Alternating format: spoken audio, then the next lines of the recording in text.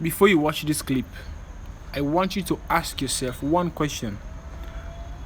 What happens when truth is no longer welcome in a space where citizens seek answers? A big question to whoever is watching this. This isn't just about media. This is about trust, democracy, and manipulations. In the 2018 presidential debate, a respected journalist, Hassan Harouni, Sierra Leonean, says he was sidelined, pressured, and faced with altered questions live on stage.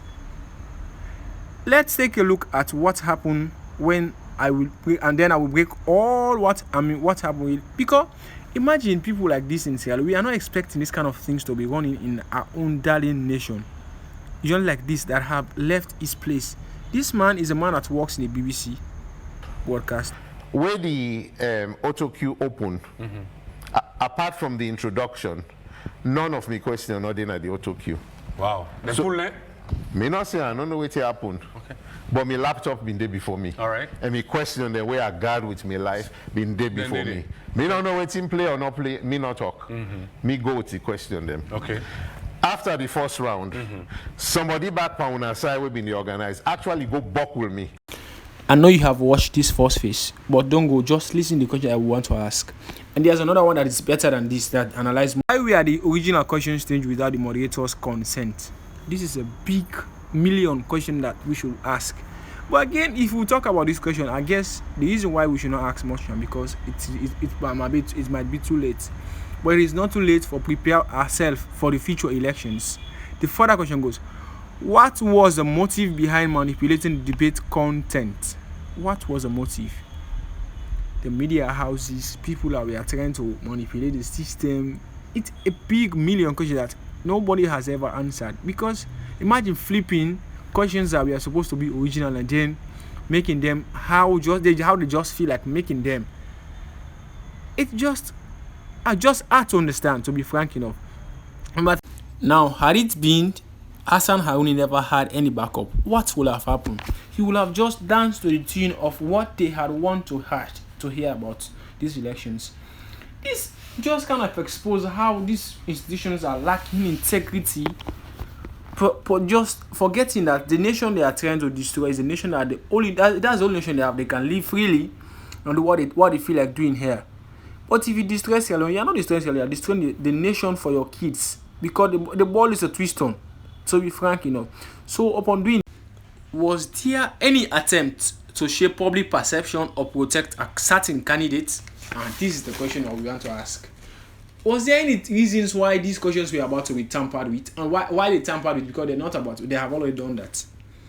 These are things we should be asking people in charge. Why was he questions after doing the right thing?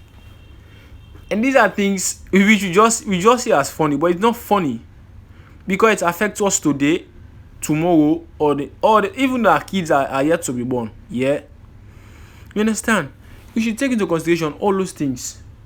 The other question I want to ask is, what does this say about media integrity in Sierra Leone democratic process?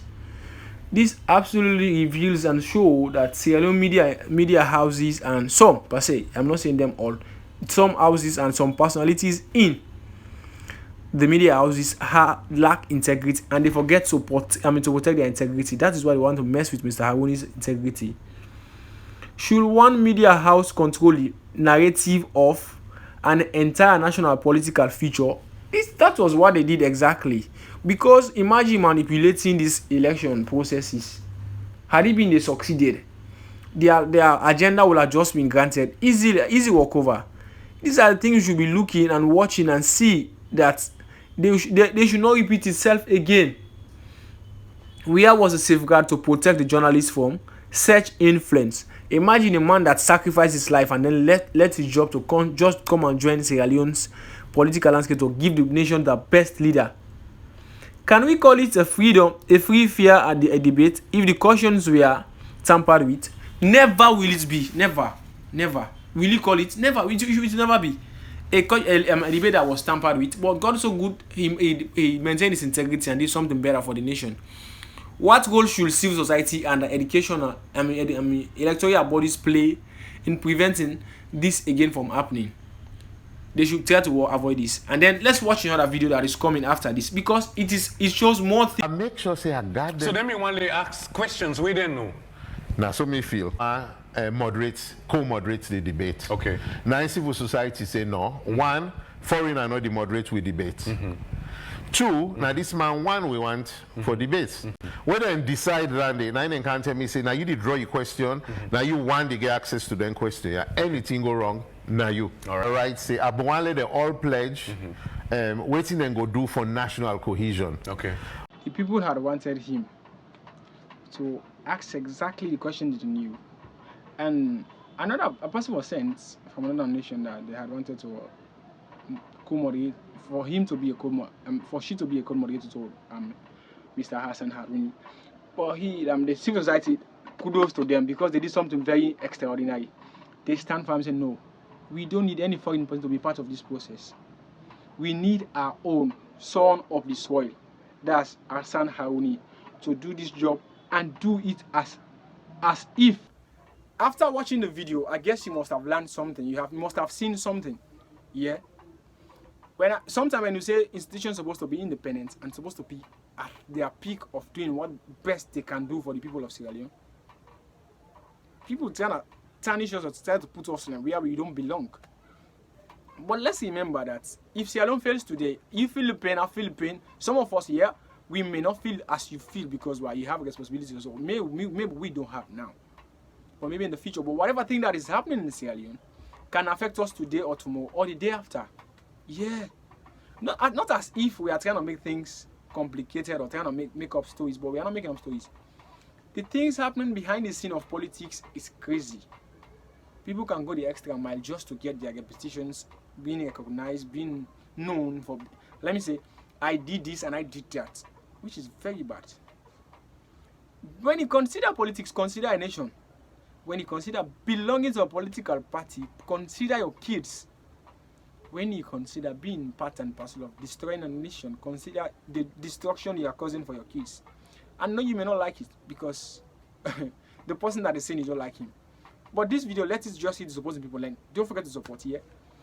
But these people in Sierra Leone, this political landscape is kind of gumbling and then jumbling up, because if you watch the way things are happening, there are discussions to be asked. There are things to be discussed. Yes, because why? Whatever that has been happening, repeatedly been going over back and forth. Somebody may say it doesn't start today, but we saw it today. I care not when it starts. I don't care though. I care about today, because today is where I'm living in the present times. I'm not living in the past.